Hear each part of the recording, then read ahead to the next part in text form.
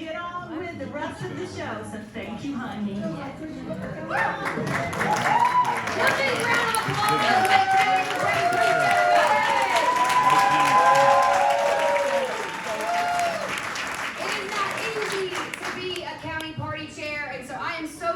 For the work that Kevyn does. It is an unpaid job, it is a thankless job, and it is often one that people really forget about often. So I just really thank you, Kevyn, for everything that you do. We so appreciate it. And also a shout out to our wonderful Wake County Executive Director, Wesley Knott, everybody. I'm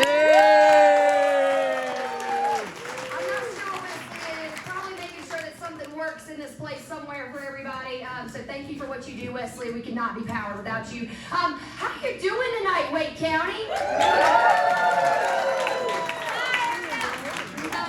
No, that was just not it. How you doing tonight, Wake County? Yeah, okay. Y'all are gonna have to be a little bit loud because my voice right now is a little bit hoarse, to be honest with y'all. And that's because that I have been traveling the state telling the good news about what Democrats have been doing across this state to ensure that we have a North Carolina in 2024 that works for the working people in North Carolina. We had amazing wins in 2023 across the country for Democrats, y'all.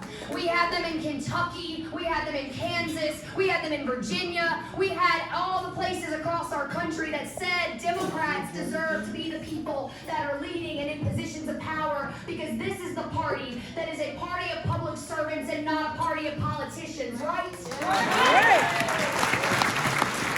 But we also, y'all, had some great wins that came out of North Carolina in 2023.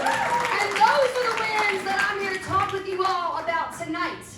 Because I really believed when I got in this job a year ago, I was elected a year ago on Sunday, which kind of feels weird to think about. So I've been in this job now a year, and it has been one of the most enriching experiences of my life, but also one of the most telling experiences because we have had the privilege to really rebuild this party in a way that we've not seen before. And it's because a lot of y'all in this room right now decided that 2024 isn't a year that we get to sit out and sit back, right? It's a year that we've got to stand up and fight back harder than we ever have as Democrats in this state before, right? And in 2023, we proved that by Democrats winning not only in places that looked like Huntersville, which is the second largest city in Mecklenburg County, right? It flipped the entire city council from red to blue, the mayor's office from red to blue for the first time in history. Places like Mecklenburg County, right, that had 46% voter turnout in 2022 when the state average was 51%. That's why that's important, because we needed to energize the folks in Mecklenburg County and let them know that Democrats can win all over that county, not just in Charlotte. And we won areas that look like Davie County in the city of Coolme that went 70% for Donald Trump in 2020. That's got a Democratic mayor in it for the first time in history. We elected the first ever black mayor in the city of High Point this year, and we took city councils all over this state because people know, the ground knows, that Republicans in Raleigh are not working for us right now. They're working for corporate interests and special interests that want to keep us sick and poor and not give us Medicaid expansion like Democrats and Roy Cooper delivered for us this year, right? And I want my state legislators that are in the room right now, y'all raise those hands and you raise them proudly.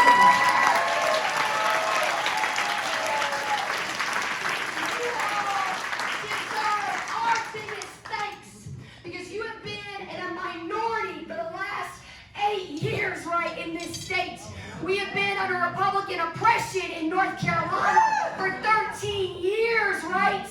And we've seen what they want to do to North Carolina, they want to take us backwards. They want to strip us of public education, something that Democrats in this state have led and fought for. The UNC system, the best public education system that exists in the entire country. They want to strip us of that. They want to strip us of our bodily autonomy rights, of the right to economic opportunities, and the right to say that no matter who you are or where you live, you deserve a future in this state.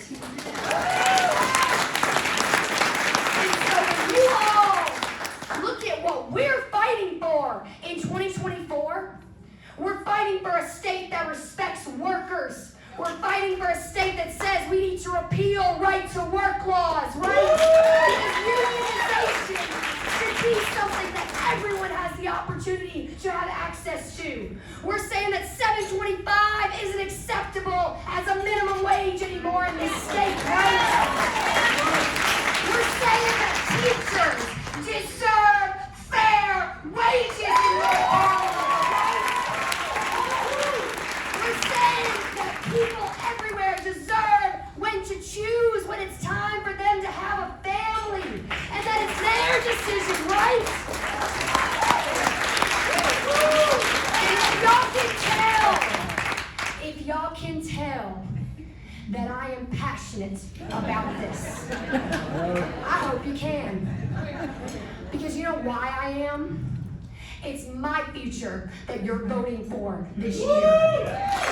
It's my future and every single young person's future in here that chose to come and show up tonight when they didn't have to, because they equally know that everything is on the line in 2024. And if you have not knocked a door, made a phone call, donated money in your life into Democrats or in this election cycle or in any other one, I'm going to ask you to do it this year. Kevyn Creech is going to ask you to do it this year. Wesley Knott's going to ask you to do it this year. And we need y'all to do it this year, right?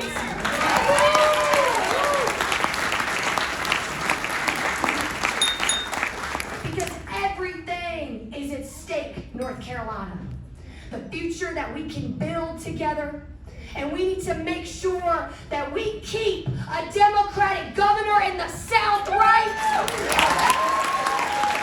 We need to make sure that we take a council of state, right? We gotta make sure that we keep a North Carolina Supreme Court seat, right? We gotta keep one and take 2 seats on the Court of Appeals. And we gotta break a supermajority in our state house and our state senate, everybody. And I need y'all in this room tonight, North Carolina, to feel your power to deliver us that. Because if y'all don't believe in it, the people outside this room sure as hell ain't either. So every single one of you, get your walking shoes on, get ready to talk to people, look through your phone Rolodex, go out there and find somebody that ain't voted in the last election cycle, right? And you tell them that I care about your right to vote. I care about your ability to live in a world that says you matter and that you deserve to have a roof over your head, a good paying job, and a place to lay your head at night. You let folks know that Democrats give a damn, and that's what we're fighting for this